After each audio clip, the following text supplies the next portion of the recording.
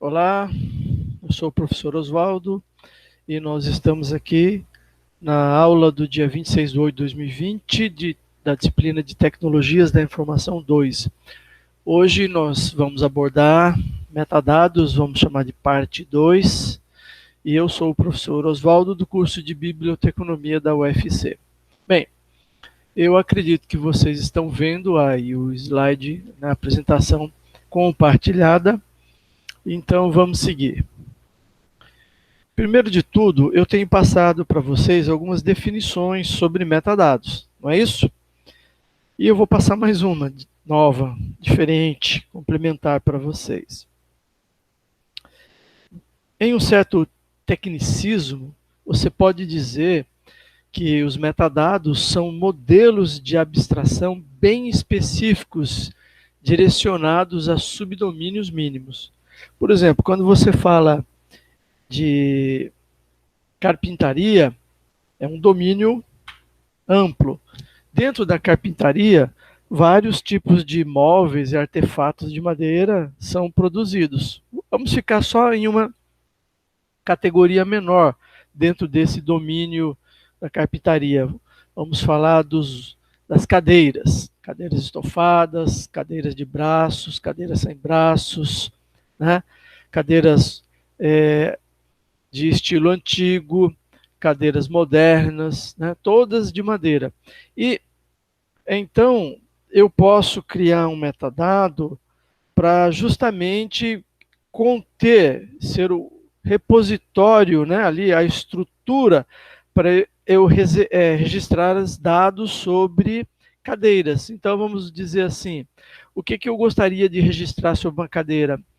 Tipo de madeira, estilo, a quantidade de pés, tipo de estofado, né, tipo de encosto, etc.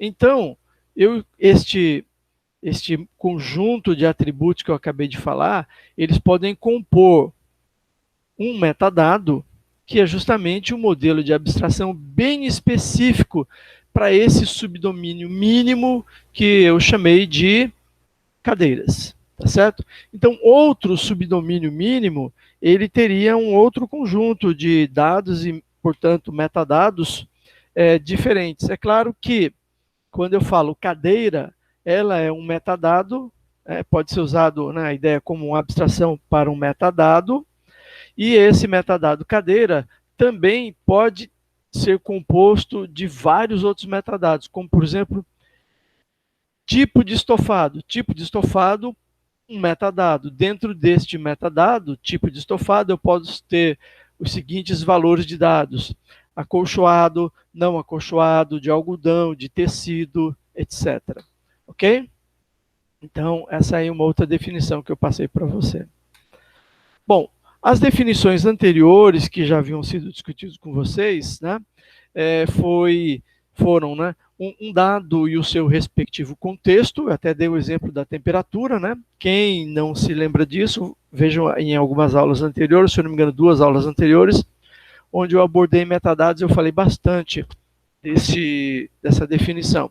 A segunda definição foi um dado associado a outros metadados, aumentando o seu valor semântico, né? Então, ele traz uma capacidade enorme de enriquecer um determinado dado, permitindo que a compreensão dele seja maior.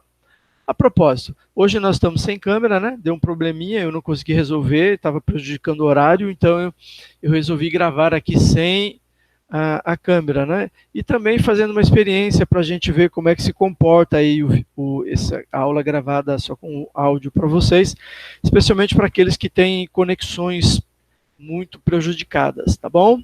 Vamos continuar. Aplicações. Bom, nós já discutimos, lembrando que esses slides até aqui a gente já viu em aula passada, eu estou revendo para introduzir mais um tipo de metadado, tá bom? Então, as aplicações, como discutimos já, está na construção de representações de acervos ou na modelagem de sistemas de informação, notadamente em banco de dados, e em outros sistemas que têm por finalidade a indexação, né?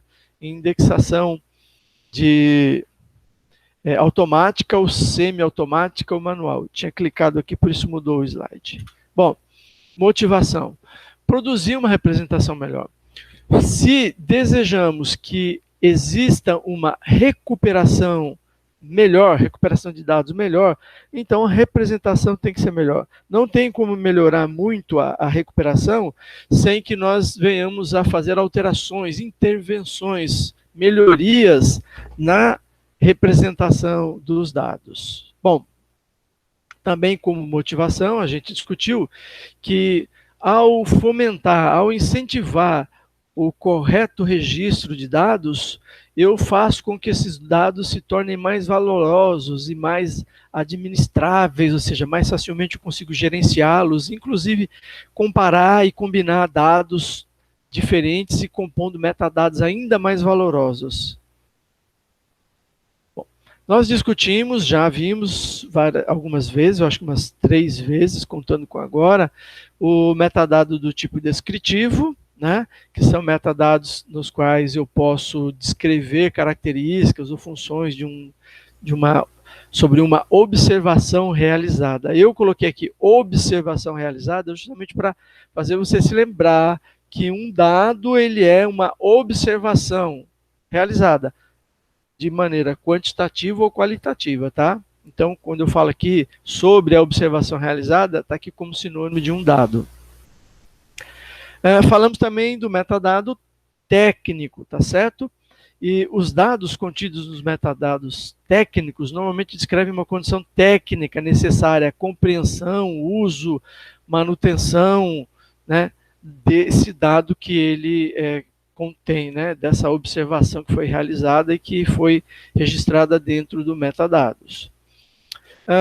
Na aula passada, eu falei brevemente, né, na aula que foi gravada, com a participação de vocês, sobre um metadado nomeado de administrativo, ou metadados administrativos.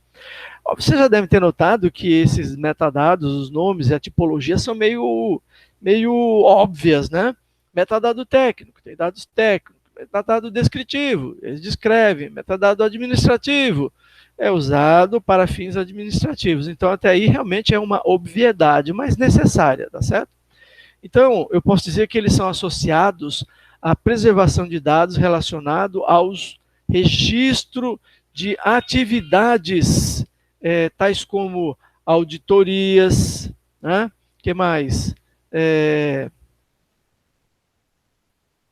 Comprovações de acesso, comprovações de uso. O que isso quer dizer?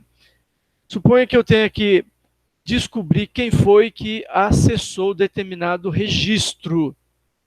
Quem é que acessou uma determinada ficha médica, um determinado prontuário médico, tá certo? Então, eu preciso olhar nos registros do sistema e lá existirão metadados administrativos que indicarão nome do usuário, data do acesso, hora do acesso, número do IP da máquina que acessou, que modificações foram feitas, se foi feita ou não, etc. Então, esses metadados, né, ditos administrativos, são fundamentais para compreendermos quem acessou, quem modificou, quem criou os demais metadados, tá certo? Então, eles são fundamentais para um sistema com transparência e que procure trazer garantias com relação a critérios que vocês verão em outra disciplina, talvez um pouco nessa ainda, sobre autenticidade, fidedignidade, né, de um determinado documento, de uma determinada conjunto de dados, tá certo? Então, para que esses dados possam ter esses atributos que vão garantir a confiabilidade daquele dado, é preciso que eu tenha certos cuidados em não permitir que qualquer um altere ou consulte aqueles dados. A ficha médica, a ficha no prontuário médico, o prontuário eletrônico médico, o prontuário da pessoa, só deveria ser acessado pela pessoa, pelo proprietário daqueles dados, né? E também pelo pessoal do corpo de saúde envolvida no atendimento daquele paciente em uma determinada circunstância, tá certo? Então, o acesso por qualquer pessoa que não, fora dessas situações, né? Fora, por exemplo, do atendimento a um paciente ou fora do corpo médico envolvido naquilo, pode caracterizar uma violação de direitos de acesso dessas informações sigilosas de um paciente. Ok, um quarto metadado seria o dito metadado estrutural ou metadados estruturais, né? E eles com frequência eles estão relacionados no estabelecimento de relações hierárquicas ou mesmo relações semânticas entre distintos itens. Por exemplo, eu tenho ainda nesse exemplo da ficha, né, do paciente, do prontuário eletrônico digital, né? Você tem o quê? Você pode ter uma parte textual, que é onde o médico ou alguém de serviço de saúde escreve determinados registros, determinados dados sobre aquele atendimento, como podem ter também imagens de exames, laudos, imagens de raio-x, imagens de ressonância magnética, etc. Então, esses outros elementos precisam ficar agregados, contidos, relacionados, individualizados, sim, mas relacionados para formar uma única unidade. Da seguinte forma, eu teria, por exemplo, em um determinado atendimento, eu tenho lá um relatório, né, da anamnese feita, onde o médico escreveu lá as observações, perguntas, respostas e aferições que ele fez sobre o corpo ou sobre o paciente, corpo do paciente ou sobre o paciente, e ali ele registra isso de maneira textual ou de maneira ditada, né, com a voz. Em seguida, então esse aí é um elemento chamado texto. Em seguida, ele pode ter um segundo elemento também do tipo textual, que seria a prescrição, a receita médica que ele prescreveu para aquele paciente, dadas as condições que ele observou, e o diagnóstico que ele fez, né? Então, eu falo, tome isso, tome aquilo, faça isso, deixe de fazer aquilo, etc. e tal. Escreveu aquilo de maneira textual ou ditou. Então, a gente tem 2 textos e já temos aí também 2 textos, né? 2 textos. O terceiro poderia estar associado com o quê? Com exames que ele fez, o exame de sangue, o exame de urina, anotações do exame de pressão arterial, informações sobre uma tomografia, sobre um raio-x, etc. Todos esses exames foram incorporados com as suas versões digitais de imagem, no formato de imagem, ficaram registrados. Então, eu tenho aí 2 textos, 3 exames, né? Raio-x, tomografia e exame de sangue, por exemplo. São, ao todo, então, 5 elementos que estarão compondo o registro de atendimento médico. Cada um deles é uma coisa individual, mas estão conectadas hierarquicamente, compondo o que eu chamaria de um atendimento. Que aí, vamos supor que eu fosse paciente, esse aqui, o atendimento do paciente Oswaldo, ele hoje, nesse instante, foi composto de 5 coisas. Um documento textual, um outro documento textual, uma imagem do raio-x, uma imagem de ressonância e uma imagem do exame de sangue. E então, esses itens, embora eles tenham valor e tenham dados isoladamente, num contexto semântico maior de atendimento de uma pessoa, eles estão conectados hierarquicamente.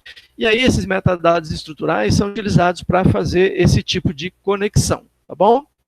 Bem, agora, qual é o nível de consolidação da área com relação a metadados? Não é consolidado. Não posso dizer que a área não possui uma tipologia que possa ser considerada única, homogênea ou abrangente. Isso quer dizer que existem certas diferenças entre um autor e outro que você lê, algumas alterações na tipologia, e às vezes alguns autores oferecem um determinado conjunto tipológico, né? 4 tipos, 5 tipos diferentes, o outro mais ou menos, tá certo? E, por vezes, em alguns autores você não vê nem, por exemplo, esse metadado estrutural que eu falei, e também não com essa conotação que eu passei para vocês. Então vai ser comum vocês encontrarem alguns autores que colocam algumas especificidades, alguns tipos mais específicos. Bom, é errado? Não, não é errado, mas ele pode gerar um certo afastamento da própria área com relação a um conjunto tipológico consolidado. O ideal é que existisse uma ou algumas obras de referência sobre o tema e que essas obras de referência elas estabelecessem um conjunto de tipos de metadados que fosse fortemente consolidado e usados na área, né? E isso faria com que os discursos relacionados a metadados fossem sempre bastante parecidos, mesmo que houvesse uma boa variação de autores, tá certo? Autores. Bom, o que é essencial você saber sobre a questão de metadados? É essencial você saber que elas são abstrações criadas para permitir a tipificação de certos dados e para fomentar a criação de repositórios de dados que sejam bem planejados e, portanto, bem estruturados. Então, é essencial saber se eu fiz um bom planejamento de metadados, é muito provável que o meu repositório de dados vai ficar bom, vai ser abrangente, vai ser completo, vai ser interessante e ele vai permitir uma recuperação bastante eficaz, bastante eficiente. Por outro lado, se o conjunto de metadados não foi bem pensado, então, na hora da recuperação, você vai ter certas dificuldades. Eu vou dar um exemplo aqui, um exemplo muito simples, tá certo? Vamos supor que em uma ficha de um determinado cliente, né, você coloque lá idade. Então, você está cadastrando a pessoa, qual é o seu nome, qual é a sua idade? Aí ele diz lá, 28 anos, você escreveu 28 anos. Pronto. Passado um tempo, você deseja enviar correspondência para os aniversariantes. Você não vai conseguir. Por quê? Você perguntou a idade dele, colocou lá 28 anos. E 28 era naquele dia. Pode ser que no dia seguinte ele tivesse feito aniversário, já seria 29. E também pode ser que de quando foi feito o cadastro para cá, já passaram vários anos, você pode deduzir mais ou menos aproximadamente qual é a idade dele atual, né? Ou seja, se ele tinha 28 anos quando fez o cadastro, e já se passaram 2 anos, então ele provavelmente tem 30 anos, ou ele tem 29 ou ele tem 30, né? Ele tem de 29 a 30 anos, dependendo de quando ele faz aniversário. Obviamente você já está pensando aí que seria... mas é errado, ninguém vai colocar a idade. Todo mundo vai colocar o quê? Data de nascimento. Exatamente. Então, eu citei esse exemplo que é óbvio, para você compreender como problemas de construção de metadados podem afetar as possibilidades de recuperação futura, tá certo? Então, é fundamental que isso seja bem planejado. Bom, e qual seria a aplicação dos metadados no contexto da nossa vida atual, desses dias em que vivemos? A aplicação é em 100% da vida digital no período em que nós aqui estamos vivos, nesses nossos dias. Então, o que significa neste nosso mundo, que e está se caracterizando fortemente pela presença do digital, da comunicação digital, da vida digital nas redes sociais e nas formas de intercâmbio que as pessoas têm entre si através dos meios digitais, os metadados estão presentes o tempo todo. Se não fosse a existência organizada de metadados, certamente nós não teríamos eficiência em certos serviços, como a gente vê, como WhatsApp, Facebook, tá certo? Twitter, todos eles têm um bom planejamento de metadados e dessa forma conseguem ser eficientes, fazendo rapidamente o que precisam fazer, sem desperdício e tentando reduzir as falhas. Bom, quando eu falo de vida digital, nos vem sempre um tópico muito relevante nos dias atuais também e que diz respeito à preservação digital. É um tópico que, se você ainda não ouviu, certamente você vai ouvir. E eu pergunto, qual seria a relação da preservação digital e dos metadados? Bom, eu posso dizer para vocês que, primeiro, Preservação digital, ele é o esforço no planejamento de serviços e recursos que tem por finalidade tornar os artefatos digitais perenes, duradouros, e que esses artefatos digitais estejam sempre disponíveis para quem tem direito de acessar esses artefatos. Então não é coisa fácil, é coisa difícil e envolve muito esforço humano e muita dedicação nas instituições para implementar um serviço de preservação digital. E preservação digital não é sinônimo de repositório digital e não é sinônimo de curadoria digital, tá certo? Mas isso é um papo para outra aula, um outro dia. Continuando, sem metadados não existe preservação digital, existe apenas uma confusão digital. Sabe aquele canto que você tem, que você vai colocando os papeizinhos das coisas que você compra, você vai jogando todos os papeizinhos lá, vai jogando, você não quer jogar fora, você quer organizar, mas não organiza, vai colocando naquela caixinha de sapato ou sei lá o quê, quando você vê tem aquele monte de papel lá que você não sabe nem o que é, nunca usou, tem dó de jogar fora porque acha que pode precisar, mas não faz nem ideia do que está lá. E no dia que você precisa do papel, que tem lá a garantia do celular, você não faz nem ideia de onde você botou. Por quê? Porque você não organizou, tá certo? Então, sem os metadados, não tem essa preservação digital. Tá bom?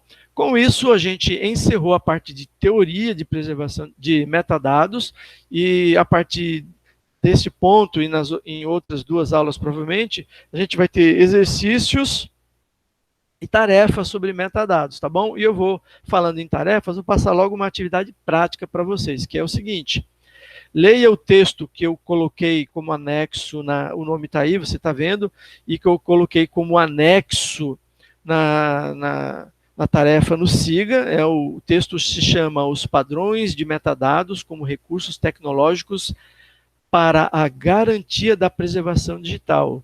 É um texto de 1, 2, 3, 4 autores, parece, né? 1, 2, 3, 4 ou 5 autores. E esse texto está em anexo, ele é disponibilizado livremente na internet, na revista, no periódico onde ele foi publicado, tá certo? Leia o texto, é um texto legal. Depois disso, você vai produzir um texto de autoria sua, na qual você vai relacionar os conceitos e usos dos vocabulários controlados com os conceitos e usos dos metadados. Você vai ver, né, como se relacionam, que relação existe entre as ideias de vocabulário controlado com as ideias de metadados que a gente discutiu até aqui, tá? Essa atividade prática ela é individual ou em grupo de até 3 alunos, tá certo? Você, obviamente, aí pode fazer sozinho, com mais alguém, ou com outros 2 colegas, tá bom? E sem possibilidade de entrega após essa data. Essa data que eu digo é essa aí, tá certo? 8/9, pelo SIGA. Né? Tem que entregar até essa data. Depois disso, não recebo mais. Abrir um parênteses aqui. Algumas pessoas falaram que tiveram dificuldade de enviar arquivos pelo SIGA por causa da questão de grupo. O SIGA funciona assim: se uma tarefa é em grupo, você precisa criar o grupo antes. E depois, quando vai submeter a tarefa, você escolhe lá o grupo que você que fez aquela tarefa, tá certo? Mesmo que você vai enviar sozinho, ele exige que você crie um grupo, tá bom? Então, se você fez com mais 2 pessoas, vai lá, cria um grupo, você, a Maria e o José, depois entra lá na atividade e escolhe esse grupo. Tem você, a Maria e o José para você enviar o trabalho, tá bom? Eu pedi para produzirem um tutorial sobre isso, mas ainda não está pronto, infelizmente. Então, vão batalhando aí, tá bom? Pessoal, se cuidem, não vacilem.